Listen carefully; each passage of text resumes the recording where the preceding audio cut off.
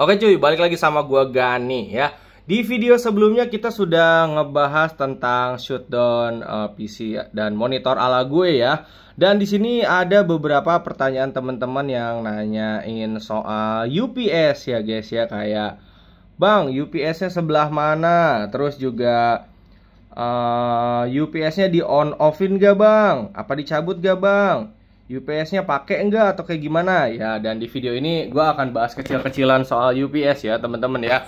Oke, jadi semua perangkat elektronik gue, baik komputer ataupun TV di ruang tamu dan di kamar gue ya, itu semua nyolok ke sini teman-teman ya. Dan buat gue pribadi UPS itu penting teman-teman. Ya, jadi di sini gue akan ngasih tahu sekilas perihal UPS teman-teman ya. Buat teman-teman yang belum tahu, UPS ini uninterruptible power supply teman-teman ya. Jadi dia itu gimana ya gue ngejelasinnya ya, seperti genset mini teman-teman. Jadi beda seperti stabilizer. Kalau stabilizer kan itu biar listrik kalian lebih stabil gitu untuk elektronik. Tapi kalau UPS itu kalau misalkan ada kejadian seperti mati listrik atau ngejepret, komponen elektronik kalian masih nyala, tapi tidak dalam waktu lama seperti genset yang bisa berjam-jam ya. Kalau UPS itu hanya bisa beberapa menit doang. Misalkan lu pakai komputer nih guys ya, tiba-tiba ngejepret atau mati listrik, jebret gitu ya, mati nih listriknya. Tapi karena lu nyolokin ke UPS ya, komputer lu masih nyala guys ya, kayak gitu. Nah, terus untuk UPS ini gua pakai dari APC ya, yang BX1600 IMS teman-teman ya. Ini dulu 3 jutaan teman-teman ya, sekarang udah 2,8an ya. Dia 900 watt ya teman-teman ya. Tapi ini gue bukan beli guys, waktu itu disponsorin ya. Jadi ini produk APC, tapi gue tidak disponsori oleh APC pada saat itu. Jadi ada toko yang minta promosiin tokonya, lalu ngirim UPS APC ini buat gue teman-teman ya. Oke, dan ini udah gue pakai 2 tahun lebih, udah masuk ke tahun ketiga teman-teman ya. Dan UPS ini gue nggak pernah matiin teman-teman, selalu on 7x24 jam ya, selalu on. Even pada saat kemarin gue mudik pun UPS ini nyala ya, karena gue nyolokin CCTV dan internet itu kesini juga gitu. Jadi mekaniknya gini nih, sistemnya kayak gini. Ini UPS kan ada colokan ke listrik, gue colokin ke yang di dinding guys. Nah, dia selalu nyolok dan selalu nyala ya.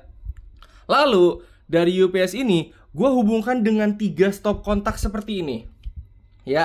Pertama ke sini, kedua di situ untuk komputer ya, untuk komputer, untuk monitor ya. Yang pertama ini untuk TV ini, dan juga ada PS3 dan PS2 di sini. Cuman PS3-nya lagi gue pinggirin biar di sini kelihatan aja UPS-nya. Sama satu lagi ke ruang tamu untuk gue TV di luar sama Xbox ya. Jadi gue colokin ke sini semuanya. Jadi ada 3 stop kontak, 1, 2, 3 sama yang di luar. Jujur gue pribadi rada kurang paham soal kelistrikan. Cuman gue udah jalanin selama hampir 3 tahun ini aman-aman aja guys ya. Gue nggak tahu apakah guanya hoki atau memang diperbolehkan atau gimana. Coba misalkan teman-teman yang ngerti boleh tulis di kolom komentar ya. Untuk UPS-nya sendiri ya, setelah 2 tahun akinya soak guys. Jadi UPS ini di dalamnya ada aki teman-teman ya. Dan pada saat akinya soak, jadi kalau misalkan mati listrik ya paling dia nyalanya cuma beberapa detik lalu mati gitu guys ya. Pada saat awal kan bisa sampai 10 menit atau 15 menit gitu ya. Kalau misalkan komputer ya, kalau misalkan gua nyalain lampu gitu ya, itu gue bisa berjam-jam ya. Jadi dari UPS ini pun gue colokin ke lampu guys, no, di situ. Ini kalau misalkan gua mati listrik ya, gua naro emergency di situ ya. Dan kalau awal-awal ya bisa tahan lama gitu berjam-jam, tapi pada saat waktu itu akinya soak ya kagak nyampe beberapa menit juga udah mati. Dan akinya sudah gue ganti, udah ada kontennya juga, gue ganti ke tukang aki biasa teman-teman ya. Dan isi dari UPS ini tuh seperti aki sepeda listrik gitu katanya ya. Dan gue ganti nggak mahal, kisaran 200-an kalau nggak salah ya.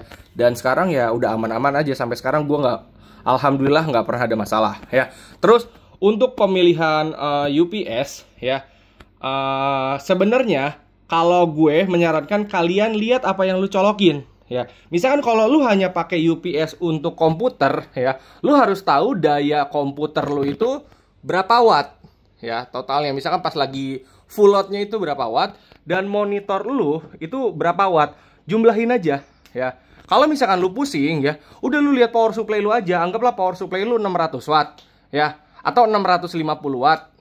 Monitor lu anggaplah dia di 50 watt gitu ya, jadi total 700-an watt ya, berarti lu harus cari UPS di atas 700 watt, kayak gitu aja ya. Tapi kalau misalkan lu udah tahu dayanya berapa, misalkan dayanya monitor dan juga PC cuma 400 watt, ya udah berarti lu tinggal cari UPS yang di atas 400 watt, kayak gitu aja ya. Karena UPS itu dia tuh biasanya patokannya pakai VA teman-teman ya, tapi sekarang udah enak, kayak tadi tuh udah tulisannya ada 1200 VA, 600 watt, 1600 VA, 900 watt, udah ada tulisannya. Kalau dulu kan kita harus ngitung manual guys ya. Oke. Dan UPS-nya tersendiri ya, untuk pemilihan gue sempat nanya gitu ya, kayak ke pihak brand UPS. Mereka selalu ngomongin tentang sine wave kayak gitu teman-teman ya. Katanya UPS yang seperti ini tidak disarankan untuk komputer teman-teman ya, karena ada gelombang sine wave atau apa. Dan jujur itu gue kagak paham juga ya. Cuman pada saat awal teman-teman ya, barang ini dikirim ke gue tuh nanya ke toko yang waktu itu nge-endorse gue cuman bilang ke dia kayak, bang, gue butuh UPS ya, yang sekiranya itu gue butuh buat komputer, monitor, buat TV, buat modem gitu ya, atau router buat CCTV gitu juga ya.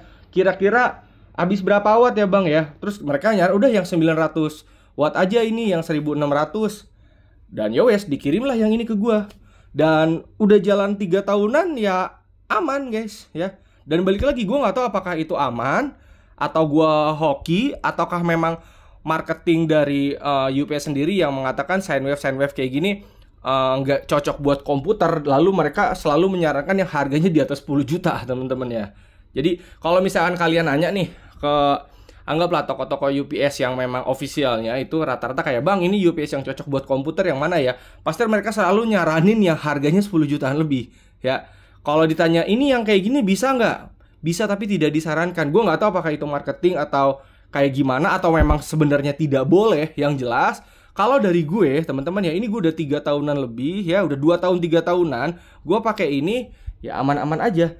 Dan UPS gue ini selalu on 24 jam teman-teman. Jadi selama 2 tahunan 3 tahunan ini dia selalu on 24 jam ya. Dari pertama datang ya teman-teman ya, dari pertama datang gue review lalu gue on. Dia mati itu baru 2 kali, pada saat gue pindah rumah ke sini sama pas akinya soak.